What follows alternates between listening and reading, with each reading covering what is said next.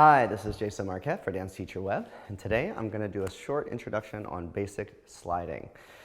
Sliding is an art form in and of itself, and it should be used as a rhythmic element, not just for tricks.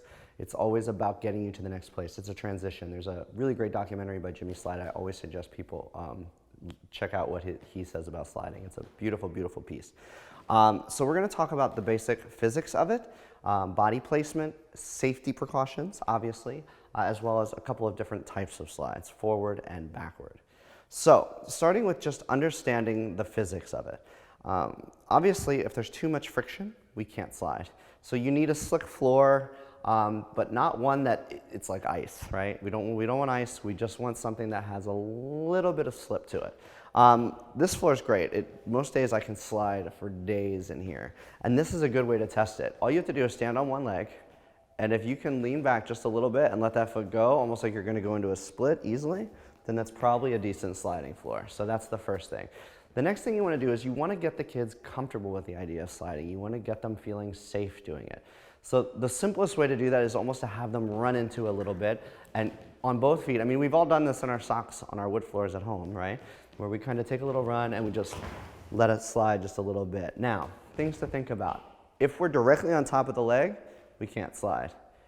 As we said, when we lean back a little bit and let that foot go, all of a sudden we can slide. So there's a comfort level that we have to achieve of just being slightly behind the leg.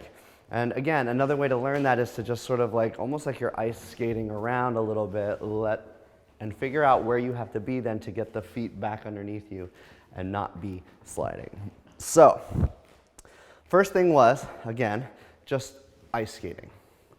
Figuring out where the body is and where the body has to get over the foot in order to stop the slide. Once you have that, then you can kind of say, okay guys, we're just gonna run and we're gonna slide. So you're just gonna run and you're just gonna let your feet go. And it doesn't have to be a big slide, it's little bits at a time, right?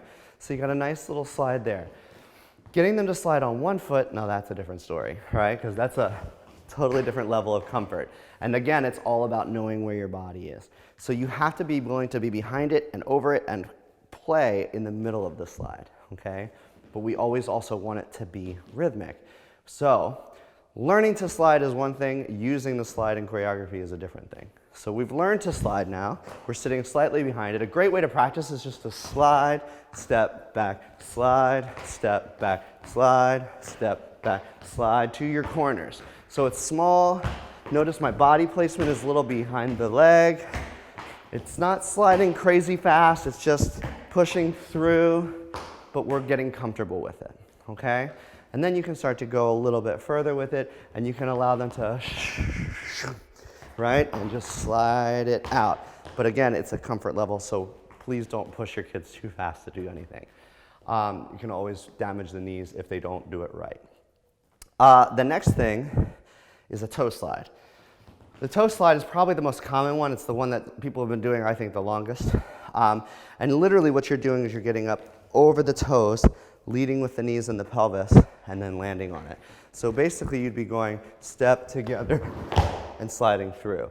Now that is actually probably one of the easier slides to do, simply because all the kids have to do is be forward of their legs, push through, and land. So that's a good one to start with too, once they figure out that flat foot slide, so that they can find how far they can actually travel. And what they'll learn is that as they run, if they run and they get, you do it across the floor, they can actually travel pretty far doing that one and feel safe. It's fun, but again, making sure that their feet are under them at the end, yeah? So that's the toe slide. The next slide, and probably one of the harder ones, is the back slide. So this one's a little hard, mostly just because the coordination is a little awkward. We have to stay up and we have to push back, and we have to be up just on the ball of the foot as we go backwards. So I also like to add a little sound to it. I'll let the foot release, almost like I'm doing a pullback, and then I'll slide. And that's even harder. So just actually pushing back and sliding is not so bad, but then when you add that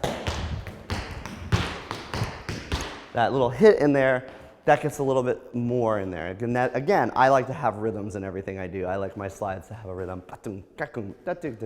So I'll slide and cramp roll, turn, and I'll go, and 1, and 2, and 3, and 4, something to keep it within the context of the music of the song. So with that backslide, some things to think about as far as the coordination. You want to think about pulling up and back at the same time, right? You never want to lean forward as you're kicking back. Your feet will go out from under you and you'll face plant. So you want to make sure that you're pushing up and back at the same time. You want that oppositional force to keep you supported and up on your leg, right? Boom, yeah? You can step back and you kick this one through and up, yeah?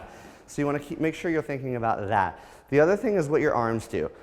I always say to my students, if your arms aren't helping you, they're hurting you, yeah? They need to be somehow involved in the action, or they're going to do this, or they're going to just be hanging, or they're going to throw up. You want to make sure that they're doing something to help you. So if you notice, I'm doing like a running position in opposition. And what that does is it keeps me square in the movement, right? It doesn't allow me to twist in it, which would cause your supporting leg to shoot out from underneath you as well. So always being conscious of, like I said, just that same basic core ballet technique of being strong in your center, keeping yourself squared off, oppositional forces providing support and stability through the movement, and allowing the energy of the plie coming up as well as the legs shooting up. That's what's going to pull you back in that backslide. The rest of it, the forward slides are almost all simply about getting behind the leg, but then being able to push forward to stop it. So there are some coordinations and some things to think about and to work through, but once you, as a teacher, figure that out for yourself, it's going to be much easier for you to explain it to your students.